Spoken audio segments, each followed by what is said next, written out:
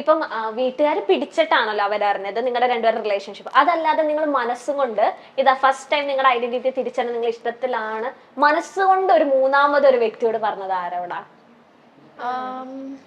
ആരോടായിരിക്കും പറഞ്ഞിട്ട് ആക്സെപ്റ്റ് ചെയ്തതാ? എന്നുവെച്ചാൽ പറയണമെന്ന് തോന്നി, ആ വ്യക്തി അറിയണം. ബാക്കിയെല്ലാം നിങ്ങളിപ്പോ പേരൻസ് ആയാലും എല്ലാവരും ഈ ഫോൺ കോൾ ഇതൊക്കെ പിടിച്ച് അങ്ങനത്തെ ഇതാണ്. പക്ഷെ നിങ്ങൾക്കായിട്ട് തോന്നുന്നു, ഇപ്പൊ നിങ്ങൾക്ക് ആദ്യമൊക്കെ സ്കൂൾ ടൈമിൽ ഭയങ്കര പേടിയായിരുന്നു ഫ്രണ്ട്സിനോട് പറയാൻ അവർ അക്സെപ്റ്റ് ചെയ്യുമോന്നൊക്കെ. ഇപ്പൊ നിങ്ങൾ കോളേജ് ലൈഫിലേക്ക് നാട്ടിലേക്ക് വന്നു, നിങ്ങളുടെ രണ്ടുപേരുടെ റിലേഷൻഷിപ്പ് ഈ ഒരു വ്യക്തിയോട് ഓപ്പൺ ആയിട്ട് പറയാ എന്ന് തോന്നി അങ്ങനെ പറഞ്ഞൊരു വ്യക്തി ഉണ്ടോ നിങ്ങളുടെ ലൈഫ്? ഞാൻ എന്റെ കോളേജിലെ ഫ്രണ്ട്സിനോട് പറഞ്ഞിട്ടുണ്ടായിരുന്നു. ഒരുപാട് എല്ലാവരും മൂന്നാല് പേര്. ഒരാളോടെ ഞാൻ കൂടുതൽ പറഞ്ഞത്. അപ്പൊ ബാക്കി ഒരാളും കൂടെ ഞാൻ പറഞ്ഞു. അപ്പൊ അവളും ഓക്കെ ആയിരിക്കും എന്നുള്ളതിൽ പറഞ്ഞു. അപ്പൊ അത് ആക്സെപ്റ്റ് ചെയ്തപ്പോ എനിക്ക് ഭയങ്കര സന്തോഷമായി. ഇവളോടൊക്കെ സംസാരിക്കുമായിരുന്നു അവരൊക്കെ. അവർ ഫസ്റ്റ് വന്നപ്പോ അവരുടെ എക്സ്പ്രഷൻ എന്ത് അഡ്വൈസ് അല്ലെങ്കിൽ എന്താ? അവർക്ക് കോളേജിൽ പോകുമ്പോ ആ ടൈമില് വേറെ കുട്ടിയുടെ ഫോൺ വാങ്ങി ഞാൻ ഇവളൊരു 10 മിനിറ്റ് രാവിലെ ഇവളവിടെ നിന്ന് ഇറങ്ങുന്ന കോളേജിൽ ഇറങ്ങുന്ന ഒരു സമയം കറക്റ്റ് ആണെങ്കിൽ ഇവള് എടുക്കും. അപ്പൊ അങ്ങനെ ഒന്ന് ട്രൈ ചെയ്ത് അങ്ങനെ വിളിക്കലുണ്ട്. അപ്പൊ എപ്പോഴും അവരുടെ ഫോൺ കൊണ്ടുവരുമ്പോഴാണ് നൂറനെ വിളിക്കുന്നത്. അപ്പൊ അവർക്ക് ഒരു ഡൗട്ട് ഉണ്ട്. അപ്പൊ അവരത് പ്രതീക്ഷിച്ചതാണ്. പറഞ്ഞപ്പോ അവർക്ക് കൺഫേം ആയി. ഡൗട്ട് ഉണ്ടായിരുന്നു. ഇപ്പോഴും ആ ഫ്രണ്ട്സ് ആയിട്ട് കണക്ഷൻ ഉണ്ടോ? കണക്ഷൻ ഉണ്ട്, എപ്പോഴും അല്ല, പക്ഷെ എന്നാലും നമ്മൾ കണക്റ്റഡ് ആണ്. എനിക്ക് പറയാന് അങ്ങനെ ആരും ഉണ്ടായിട്ടില്ല. ആരോടും പറഞ്ഞിട്ടില്ല. ലൈക് പാരന്റ്സ് അറിഞ്ഞതാണ്, അല്ലാണ്ട് ഞാൻ പോയി പറഞ്ഞതല്ല. ആരോടും അങ്ങനെ പറഞ്ഞിട്ടില്ല. ഓക്കെ. അതിനുശേഷം വീണ്ടും 3 ഇയേഴ്സിന് ശേഷം വീണ്ടും നിങ്ങളെ വീട്ടിൽ വീണ്ടും പൊക്കി. അത് നൂറയുടെ പാരന്റ്സ് തന്നെയാണ് പൊക്കലും അടിമേടിക്കല്. ഞാൻ കാരണം ശരിക്കും പറഞ്ഞാൽ ഇവള് കുറെ സ്ട്രഗിൾ ചെയ്തിട്ടുണ്ട്. കാരണം എന്റെ ഒരു വിവരമില്ലായ്മ കൊണ്ട് പിടിക്കുന്നു. എന്നിട്ട് ഇവളെ വീട്ടിൽ പ്രശ്നമാവുന്നു. ഇവക്ക് കുറെ സ്ട്രഗിൾ ആവുന്നുണ്ടായിരുന്നു, എനിക്കും വരുന്നുണ്ടായിരുന്നു. പക്ഷെ ഓക്കെ, ഒരു കെയർലെസ്നെസ് ആയിട്ടാണ് എനിക്ക്. എപ്പോഴും കെയർലെസ്നെസ് അല്ല, ഉമ്മാക്ക് പെട്ടെന്ന് മനസ്സിലാവുന്നത്. ലൈക് ഒരു വട്ടം ഡൗട്ട് പിടിച്ച പിന്നെ ആ ഒരു ഇതുണ്ടാവുമല്ലോ. ചാറ്റ് ചെയ്യുമ്പോൾ എന്റെ വീട്ടിലെ സംശയം ഉമ്മി തുടങ്ങി. ഇങ്ങനെ ഫോൺ പിടിക്കുകയാണെങ്കിൽ നൂറക്ക് മെസ്സേജ് അയക്കാനാണ്. അപ്പൊ ഞാൻ ഒരു ചേച്ചി ചാറ്റ് ചെയ്യാൻ പഠിച്ചു. അങ്ങനെ ഉമ്മമാരെ പിടിച്ചു. ഓക്കെ. ഇപ്പം ഏറ്റവും കൂടുതൽ ഒരു പക്ഷേ ഇപ്പൊ ഞാൻ ന്യൂസും ഇതെല്ലാം വായിച്ചപ്പോഴത്തേനും നിങ്ങളെ കുറിച്ച് ഞാൻ റിസർച്ച് ചെയ്തപ്പോ എനിക്ക് മനസ്സിലാക്കിയത് നൂറയുടെ പേരൻസ് ഭയങ്കരമായിട്ട് ആദിലയുടെ പേരൻസിനോട് പുഷ് ചെയ്യുന്നുണ്ടായിരുന്നു, ഇങ്ങനെ മാറണം. ഇപ്പൊ അങ്ങനെ ഉണ്ടായിരുന്നില്ലെങ്കിൽ ആദിലയുടെ പേരൻസ് അക്സെപ്റ്റ് ചെയ്യുമായിരുന്നോ? നൂറയുടെ ഫാമിലിയും കൂടെ സപ്പോർട്ട് ആയിരുന്നെങ്കിൽ ആദിലയുടെ പേരൻസ് സപ്പോർട്ട് ചെയ്യുമായിരുന്നോ? എനിക്ക് തോന്നിയിട്ടില്ല. ഓക്കെ. ഇവയുടെ കാര്യം ലൈക്ക് അവിടെ റിലീജിയന്റെ ഒരു പ്രശ്നമുണ്ട്. ഇപ്പൊ നമ്മള് റിലീജിയൻ എല്ലാതും മാറ്റി വെച്ചിട്ട് ഒരു മനുഷ്യനായിട്ട് തിങ്ക് ചെയ്യുകയാണെങ്കിൽ മേ ബി ആക്സെപ്റ്റ് ചെയ്തേനെ.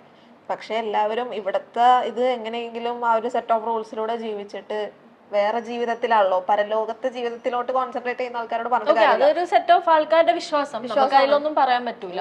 അത് മാത്രമല്ല, ഫാദറും ഭയങ്കര മെയിൽ ഷോവിനിസ്റ്റ് ഒക്കെ ആയിട്ടുള്ള ഒരാളാണ്. ഇവൻ നമ്മൾ പുറത്ത് പഠിച്ചോണ്ട് നാട്ടിലോട്ട് വന്നപ്പോൾ ഡോക്യുമെന്റ്സിൽ കുറച്ച് പേരൊക്കെ വ്യത്യാസം ഉണ്ടായിരുന്നു.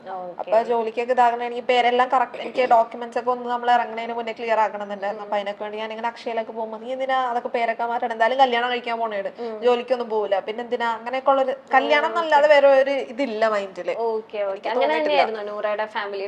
എന്റേത് അതിന്റെ എക്സ്ട്രീം ആയിരുന്നു. എന്നെ കെട്ടിക്കാൻ വെച്ച ഒരു വസ്തു തന്നെയായിരുന്നു. Okay, I was just an object, അങ്ങനെ വേണമെങ്കിൽ പറയാം. ലൈക്ക് ആൾക്കാരെ കൊണ്ടുവരുന്നത്, എന്നെ കാണിക്കുന്നത്, ആൾക്കാരെ കൊണ്ടുവരുന്നത് കാണിക്കുന്ന ആ ഒരു സെയിം പ്രോസസ് ഇങ്ങനെ നടന്നുകൊണ്ടിരിക്കുകയാണ് 3 ഇയേഴ്സ്. എങ്ങനെയോ ആണ് സ്ട്രഗിൾ ചെയ്ത് പോകുന്നത്. ഒരുപാട് സ്ട്രഗിൾ ഉണ്ടായിരുന്നു ബൈ ദ വേ.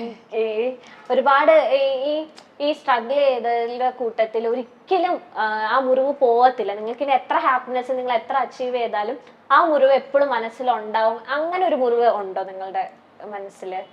അതെ, ഉണ്ടായിട്ടുണ്ട്. ഇപ്പോ ഞങ്ങളെ റിലേഷൻഷിപ്പിന്റെ മാറ്ററിൽ വെച്ച് പറയുകയാണെങ്കിൽ അങ്ങനത്തെ മുറിവുകൾ ഉണ്ടായിട്ടുണ്ട്. പാരന്റ്സ് തന്നിട്ടുണ്ട്. എന്താ വെച്ചാൽ ഞങ്ങൾ അത്രയും അവരെ ട്രസ്റ്റ് ചെയ്തിട്ട് ഞങ്ങളൊരു ചാൻസ് കൊടുത്തു. Okay, please try to understand us. ഞങ്ങൾക്ക് എന്താ പറയുക, നിങ്ങൾ പറയുന്ന തൊട്ട് ഞങ്ങൾക്ക് ആവാൻ പറ്റൂല. ഓക്കെ, എനിക്കിപ്പോൾ ഇവളെ ഇഷ്ടമാണ്, ഇവക്ക് എന്നെ ഇഷ്ടമാണ്. അതുപോലെ ഒരു തെറാപ്പി തന്നിട്ടോ ഡോക്ടറെ കാണിച്ചിട്ടോ ഒന്നും നേർക്കാക്കാൻ പറ്റുന്ന ഒരു കാര്യമല്ല.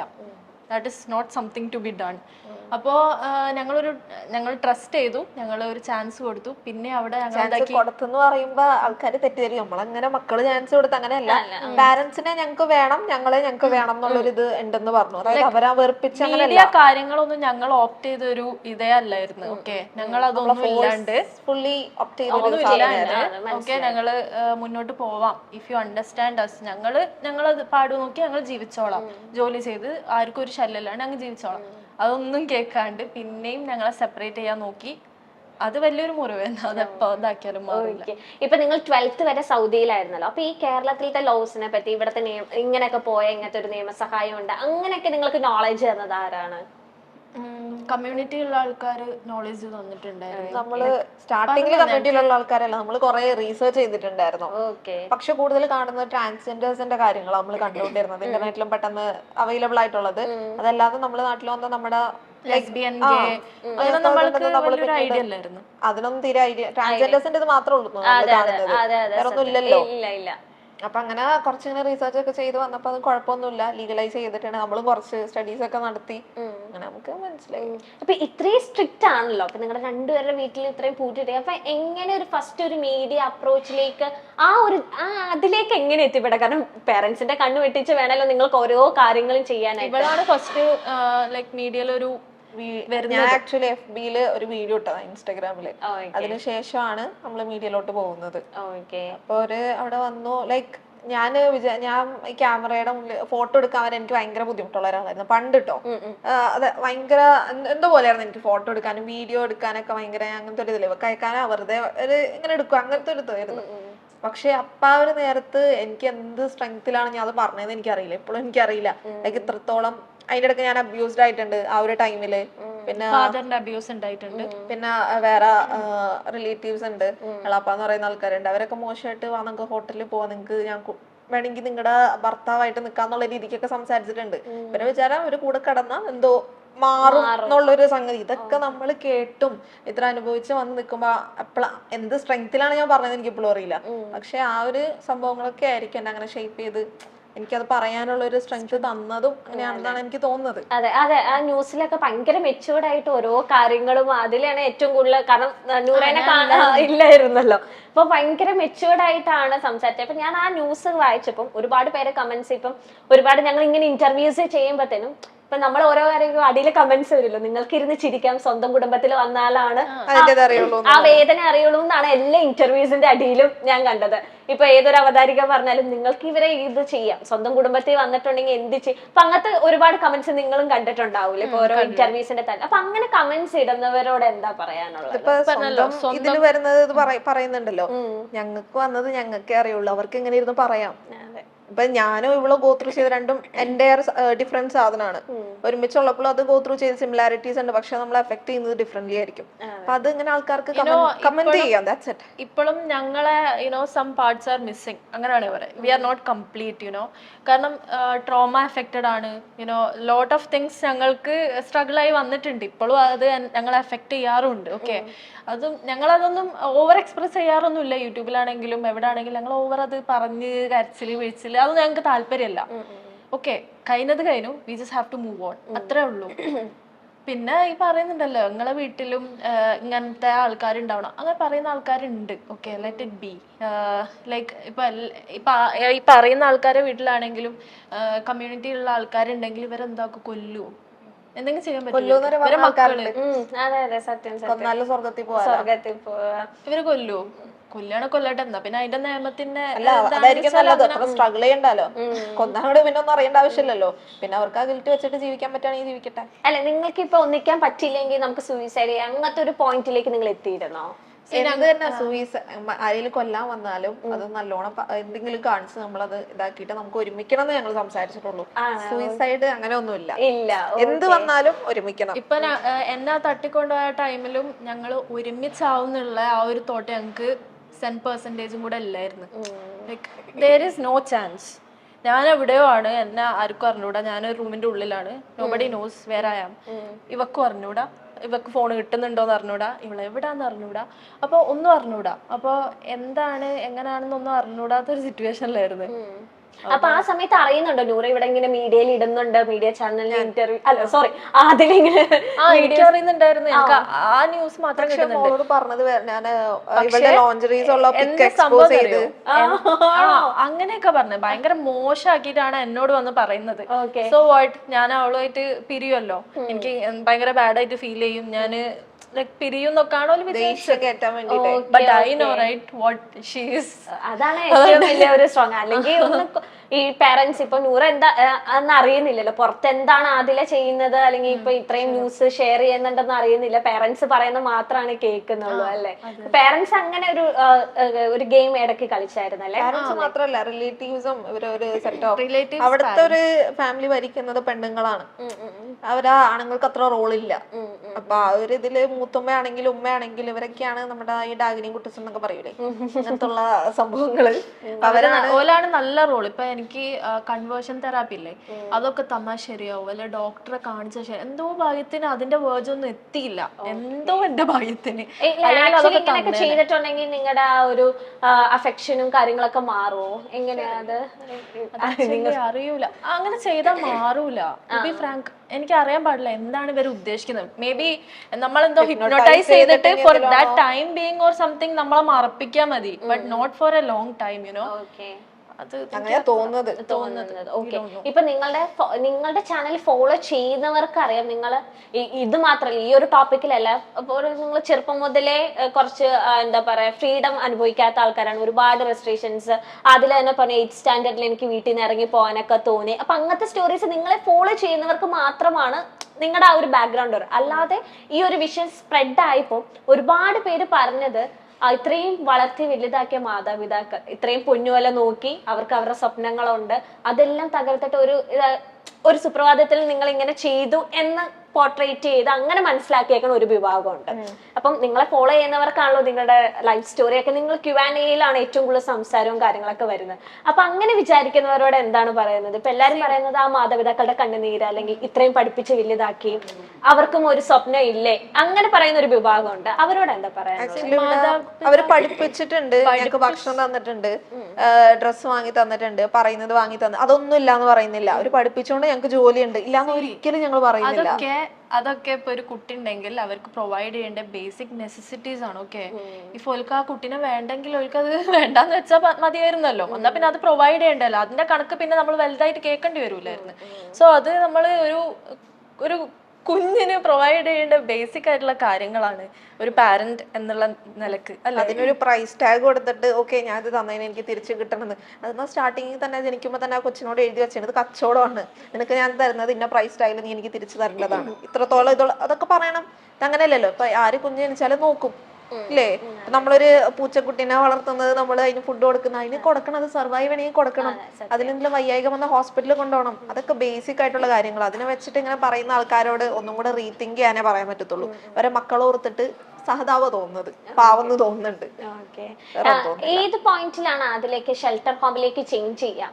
എന്നെ വീട്ടുകാർ വീണ്ടും മാനിപ്പുലേറ്റ് ചെയ്തുകൊണ്ടിരിക്കണം. ഒരുപാട് പ്രാവശ്യം അതിലിപ്പോഴും കുറച്ച് സെന്റിമെന്റ്സ് ഉള്ള കൂട്ടത്തിലാ തോന്നണം. അല്ലെങ്കിൽ ഇടയ്ക്ക് ഉമ്മേനെ വിളിക്കുക, അല്ലെങ്കിൽ ഉമ്മയല്ലേ സെന്റിമെന്റ്സ് ആണ് ഇപ്പല്ലോ. ചില വീഡിയോസ് ഒക്കെ ഉണ്ട്, ഞാനാണ് പിന്നെ ഇവളോട് പറയുന്നത് ഉമ്മയല്ലേ പോട്ടെന്ന് ഇടയ്ക്ക് വിളിക്കുക, വീണ്ടും നിങ്ങൾക്ക് ആ ഒരു അബദ്ധം പറ്റൂല. അപ്പൊ ഇങ്ങനെ മാനിപ്പുലേറ്റഡ് ചെയ്യാണെന്നൊക്കെ ആ ഒരു പോയിന്റ് എപ്പോഴാണ് മനസ്സിലായത് ഷെൽട്ടർ ഹോമിലേക്ക് പോകാം, അങ്ങനെ ചേഞ്ച് ആവാന്ന്?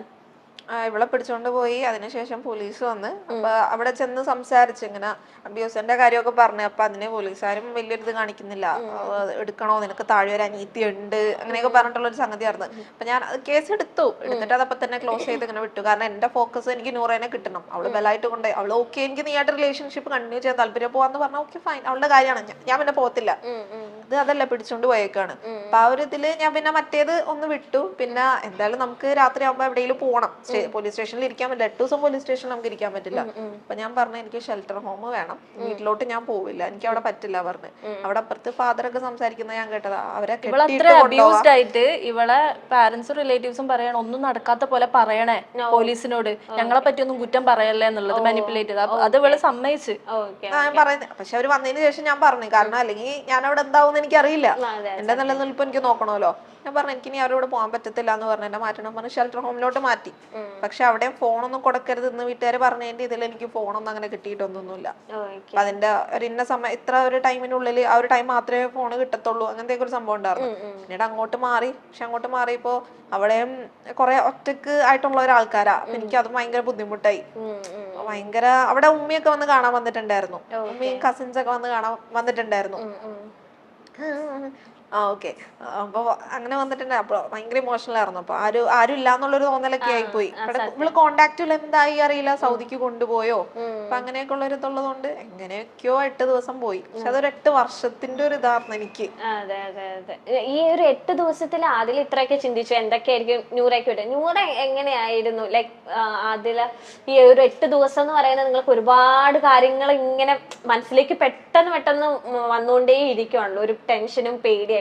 ആ നൂറ എങ്ങനെയാ സർവൈവ് ചെയ്തേ? ആക്ച്വലി ഞാൻ സർവൈവ് ചെയ്യാൻ നോക്കി. ഞാൻ ആ 8 ദിവസം എന്ന് പറയുന്നത് ഫുഡ് പോലും കഴിച്ചിട്ടില്ല. കരച്ചിലായിരുന്നു, ഫുൾ ടൈം കരച്ചില്ല. എനിക്ക് ഇവളെ പറ്റി എന്താ അറിയുന്നില്ല, കോൾ ചെയ്യാൻ പറ്റുന്നില്ല, എന്തെങ്കിലും ചെയ്തോ, ആരെങ്കിലും എന്തെങ്കിലും ഉപദ്രവിച്ചോ എന്നൊക്കെയുള്ള നല്ല ടെൻഷനും പേടിയും ഉണ്ടായിരുന്നു. ഞാൻ എന്നിട്ട് കരഞ്ഞിങ്ങാനും ഇവരെ കാല് പിടിച്ചിട്ട് പോലും ഇവര് ഫോണ് തരൂല. ഫോണ് തരുമോന്ന് വെച്ചാൽ പറയാ അത് പോലീസ് എടുത്തു വെക്കാൻ പറഞ്ഞിരിക്കുന്നു. ആർക്കും എടുക്കാം, എല്ലാരും കൂടെ ചേർന്ന് കളിക്കുന്ന കളിയാണിത്, അതെടുക്കാൻ പറ്റൂല. അതില ഓക്കെയാണ്. അങ്ങനെ ഞാന് ഭയങ്കര മാനിപ്പുലേറ്റഡ് ആവുന്നുണ്ടായിരുന്നു അവിടുന്ന്. ഞാൻ എങ്ങനെയല്ല പറഞ്ഞ, ഞാൻ വീട്ടിലോട്ട് പോയി ഫുഡൊക്കെ കഴിക്കുന്നുണ്ട്, ഞാൻ ഹാപ്പിയാണെന്നൊക്കെ എന്നെ ഓക്കെ ആക്കാൻ വേണ്ടിട്ട് അങ്ങനെ പറഞ്ഞതാണ്, ഫുഡ് കഴിക്കാനൊക്കെ വേണ്ടി. പക്ഷെ അത് ഭയങ്കര സ്ട്രഗിൾ ആയിരുന്നു. പിന്നെ അവര് കുറെ മതത്തിന്റെ കാര്യങ്ങളൊക്കെ പറഞ്ഞിട്ട് എന്നെ ചേഞ്ച് ആക്കാൻ നോക്കി. അവിടെ ഒരു ഉസ്താദോ തങ്ങളോ ആരും ഉണ്ടായിരുന്നു. അയാളാണ് ആ ഒരു 8 days സംതിങ് എന്റെ കൂടെ ഉണ്ടായിരുന്നു. അയാൾ ഇങ്ങനെ സംസാരിച്ചുകൊണ്ടിരിക്കുക എന്നോട്, ഒറ്റ സമയം പോലും ഇങ്ങനെ വിടാണ്ട് സംസാരിച്ചുകൊണ്ടിരിക്കുക, like change my mind. Okay, ഇപ്പോൾ ഇസ്ലാമിക് രീതിയിൽ ഒരു ഇത് തരുവാണ്, ഒരു പ്രീച്ച് തരുവാണ് മാറാൻ വേണ്ടിയിട്ട്. ബട്ട് ഞാനതൊക്കെ കണ്ടില്ല കേട്ടില്ല എന്ന് വെച്ചാൽ ഞാൻ ഓക്കെ പറഞ്ഞ്, ഓക്കെ ഞങ്ങൾ പറയുന്നൊക്കെ കേൾക്കാം എന്നുള്ള രീതിക്ക് ഞാൻ പറഞ്ഞ് ഞാൻ അവിടെ സെറ്റാക്കി. അവസാനം എനിക്ക് ഓളെ കാണണം, ഓളെ വീഡിയോസ് റിട്രീവ് ചെയ്യണം എന്ന് എന്നോട് പറഞ്ഞു. ഞാൻ പറഞ്ഞാലും ഓള് ചെയ്യുള്ളൂ, അങ്ങനെ അവസാനം ഞാൻ പോയി പറയാം, നിങ്ങൾ പറയുന്ന പോലെ ഞാൻ കേൾക്കാം, ഓളെ കൂടെ ഞാൻ പോവില്ല, എനിക്ക് നേരിട്ടൊന്ന് കാണണം, ഞാൻ പറയാം റിട്രീവ് ചെയ്യാന്ന് പറഞ്ഞു. അവിടെ എത്തിയിട്ട് ഞാൻ കാല് മാറി. വിളിച്ചാ പറഞ്ഞതോള്, അതും പക്ഷെ നടന്നില്ല. എന്നിട്ടാണ് കാരണം അവര് ലാസ്റ്റ് ഒരു കച്ചിത്തുരുമ്പാണല്ലോ നിങ്ങൾ രണ്ടുപേരും ഒന്നിക്കുക എന്ന് പറയുന്നത്. അവര് പറഞ്ഞ സംബന്ധിച്ചിട്ട് ആ ഒരു ടൈമില് നമ്മളെ മാനിപ്പുലേറ്റ് ചെയ്യുമ്പോൾ നമ്മളും വർക്ക് ആയിട്ടാന്ന് പറഞ്ഞ് നിൽക്കണമല്ലോ, നല്ലതേ ഇപ്പം ആദ്യമൊക്കെ ഉമ്മമാര് മാത്രല്ലേ ഇത് അറിഞ്ഞിരുന്നത്, വാപ്പയുടെ ചെവിയിൽ എത്തിക്കാതെ അവര് തന്നെ സൂക്ഷിച്ചു. ഇപ്പം സാധാരണ പെൺകുട്ടികൾ എപ്പോഴും അച്ഛന്മാരായിട്ടാണ് ഭയങ്കര കണക്ഷൻ, അല്ലെങ്കിൽ അച്ഛന്മാർക്ക് പെൺകുട്ടികളെയാണോ ഭയങ്കര കാര്യം എന്നൊക്കെയാണല്ലോ. കൂടുതൽ ഒരു അഫെക്ഷൻ ഒക്കെ നമുക്ക് ലേഡീസിന് അച്ഛന്മാരോടാണ് തോന്നുന്നത് എന്നൊരു ടാഗ്ലൈൻ നമ്മുടെ സൊസൈറ്റിയിലുണ്ട്. അപ്പൊ നിങ്ങൾക്കിപ്പം ആ സമയത്തൊക്കെ വാപ്പമാരോട് എങ്ങനെയായിരുന്നു കണക്ഷൻ? ഈ എങ്ങനത്തെ ഉള്ള ഒരു ബന്ധമായിരുന്നു നിങ്ങളുടെ? എന്റേത് പറയുകയാണെങ്കിൽ എൻ്റെ ഉപ്പ എന്നോട് ഓവർ സംസാരിക്കാറില്ല. ഓക്കെ, ഇഫ് ചെറുപ്പം തൊട്ടാണെങ്കിൽ പുള്ളി ഓവർ സംസാരിക്കൂല, മക്കളോടൊന്നും അങ്ങനെ ഒരു കണക്ഷൻ ഒന്നും പുള്ളിക്കില്ല. ജസ്റ്റ് എന്തെങ്കിലും സാധനം വേണം, അല്ലെങ്കിൽ എനിക്ക് ഇന്നത് വേണം എന്ന് പറയുമ്പോൾ വാങ്ങിത്തരും. ഓക്കെ, അല്ലെങ്കിൽ എന്തെങ്കിലും വേണം അങ്ങനെ പറയുമ്പോൾ വാങ്ങിത്തരും, പ്രൊവൈഡ് ചെയ്യും. അല്ലാണ്ട് പുള്ളിയായിട്ട് നമ്മളായിട്ട് ടൈം സ്പെൻഡ് ചെയ്യുക, അല്ലെങ്കിൽ നമ്മളോടൊന്ന് സംസാരിക്കുക, ഇന്ററാക്ട് ചെയ്യുക, അങ്ങനെ യാതൊരു സംഭവവും പുള്ളിക്കില്ല. പിന്നെ ഈ ഉമ്മ ആണ് മക്കളോടൊക്കെ അധികം സംസാരിക്കല്, പക്ഷെ അതും അത്ര ഓക്കെ അല്ലായിരുന്നു. അതിലേക്ക് എങ്ങനെയായിരുന്നു? ഫാദറായിട്ട് അറ്റാച്ച്ഡ് ഒക്കെ ആയിരുന്നു, പക്ഷെ ആ ഒരു സംഭവമൊക്കെ കാരണം പിന്നീട് അങ്ങനെയുള്ളൊരു മനുഷ്യനെ ആണല്ലോ അത്ര അറ്റാച്ച്ഡ് ആയിട്ട് വെച്ചെന്നുള്ളൊരു ഇത് തോന്നിയിട്ടുണ്ട്. ഈ ഒരു ടൈമിലാണ് പപ്പ ഭയങ്കരമായിട്ട് റേസ് ആയതും കാര്യങ്ങളൊക്കെ. അതുവരെ നിങ്ങൾ ഭയങ്കര കമ്പനി പറഞ്ഞ ആള് പറഞ്ഞല്ലോ പ്രശ്നങ്ങൾ ഉണ്ടാവും, പക്ഷെ നമ്മള് ആ ഒരു ഇതില് നമ്മളിപ്പോ മക്കളായിട്ട് പ്രശ്നം ഉണ്ടെങ്കിൽ എന്ത് കാട്ടിയാലോ നമ്മുടെ ഉള്ളിൽ ഒരു വിഷമം ഉണ്ടാവുക ഒരു ടൈമിലൊക്കെ. പക്ഷെ നമ്മള് വേറെ ആരും ഇല്ല, നമ്മള് അവരോട് എപ്പോഴും കാണണേക്കല്ലേ. ഒരു വീട്ടിൽ നമ്മളങ്ങനെ എനിക്കങ്ങനെ മുഖം കടിച്ചു പിടിച്ച് ഒരു എൻവയോൺമെന്റിൽ നിൽക്കാൻ പറ്റാത്ത ഒരാളാ. ഇങ്ങോട്ട് വന്ന് മിണ്ടില്ല, ഞാൻ അങ്ങോട്ട് പോയി മിണ്ട, അങ്ങനെയൊക്കെ ഉണ്ടായിരുന്നു. ഇപ്പൊ നൂറയ്ക്ക് സിസ്റ്റേഴ്സ് അല്ലേ? ഒരു ബ്രദറുണ്ട്. ഇപ്പൊ 2 സിസ്റ്റേഴ്സ് നൂറേനെ മനസ്സിലാക്കുമെന്ന് എപ്പോഴെങ്കിലും വിചാരിച്ചു? അവരെങ്കിലും എന്റെ ഒപ്പം ഉണ്ടാവും അങ്ങനെ എപ്പോഴെങ്കിലും വിചാരിച്ചിരുന്നു? ഓല് മനസ്സിലാക്കും. എനിവേസ് ഇപ്പൊ പാരന്റ്സ് കാണുന്നത് എന്താണ്, ഓളന്റെ മോളാണെന്ന് പോലും നോക്കാണ്ട് കൊല്ലാൻ വരെ ശ്രമിക്കുന്നുണ്ട്. But at the end of the day ഞാനും ഓലെ സിസ്റ്റർ തന്നെയാണ്. ഓക്കെ, ഓൽക്ക് എന്തായാലും എന്താണ് ഓലെ മനസ്സിൽ എന്തായാലും ഞാനുണ്ടാവും. Because I was there for a long time with them. അപ്പൊ ഓൽക്ക് എന്തായാലും ഓലെ മനസ്സിൽ ഉണ്ടാവും ആസ് എ സിസ്റ്റർ ഞാൻ എന്താ ഗോ ത്രൂ ചെയ്തെന്നൊക്കെ ഓല് കണ്ടതാണ്. അപ്പൊ ഉറപ്പായിട്ടും ഓല് മനസ്സിലാക്കും. നമ്മൾ കണ്ടിരുന്നു കണ്ടിരുന്നു താഴെയുള്ള സിസ്റ്ററിനെ. ഓക്കെ ഓക്കെ, സിസ്റ്റേഴ്സ് ആയിട്ട് ഇപ്പോഴും കണക്ഷൻ ഉണ്ട്? ഇപ്പൊ ഇല്ല. വീട്ടില് പ്രശ്നമായി നമ്മള്. അവർക്ക് ഇൻട്രസ്റ്റ് ഉണ്ട് നൂറേനെ കാണാനും. പക്ഷെ പാരന്റ്സ് അവിടെ ഒരു ബാരിയർ ആയിട്ട് വരികയാണ്. Okay okay. ഏറ്റവും അടുപ്പമുള്ള ഏത് സിസ്റ്ററിനോടായിരുന്നു? സെക്കൻഡ് സിസ്റ്റർ തൊട്ട് താഴെ ഏറ്റവും കാര്യങ്ങൾ ഷെയർ ചെയ്യും? എന്റെ തൊട്ട് താഴെ ഉള്ളത്. ഓക്കെ. ഡിഫറൻസ് ഇല്ല. ഞാൻ ഭയങ്കര ക്ലോസ് ആയി. ഇവൻ റിലേഷൻഷിപ്പ് ഒക്കെ അറിയാം, പക്ഷെ റിലേഷൻഷിപ്പിന്റെ കാര്യം ഞാൻ അങ്ങനെ ഓളോട് പറയലില്ല. പക്ഷെ ഞാൻ പറയലുണ്ട് ഓളോട്. എന്തായാലും അറിയാം, അവള് നമ്മള് കണ്ടപ്പോ പറഞ്ഞായിരുന്നു എന്നെ പിടിച്ച് പിന്നെ ഞാൻ അതിനെ പറ്റി ഒന്നും ബോധര, കാരണം എനിക്കറിയാം നീ പോകുന്നു. ഞാൻ ഓളോട് ആ വീട്ടില് ആരോടാണ് ഓപ്പൺ അപ്പ് ചെയ്തെന്ന് ചോദിച്ചില്ലേ, ഞാൻ ഓളോട് പറഞ്ഞിട്ടുണ്ടായിരുന്നു. അതായത് മിന്നു ഞാൻ ഇവിടുന്ന് ഇറങ്ങും എന്തായാലും, കാരണം പാരന്റ്സിന്റെ ഈ ഒരു സ്റ്റേറ്റ് ആൻഡ് ഓൾ എനിക്ക് പറ്റൂല. ഞാൻ ഇവിടുന്ന് എന്തായാലും ഇറങ്ങും, എനിക്ക് ഇൻഡിപെൻഡന്റ് ആവണം, എനിക്ക് വേണ്ടി ജീവിക്കണം. അപ്പോൾ ഓള് പറയും yes you can do it's your life. അത്രേ ഓള് പറയുള്ളൂ. അതിൽ കൂടുതലൊന്നും പറയൂല.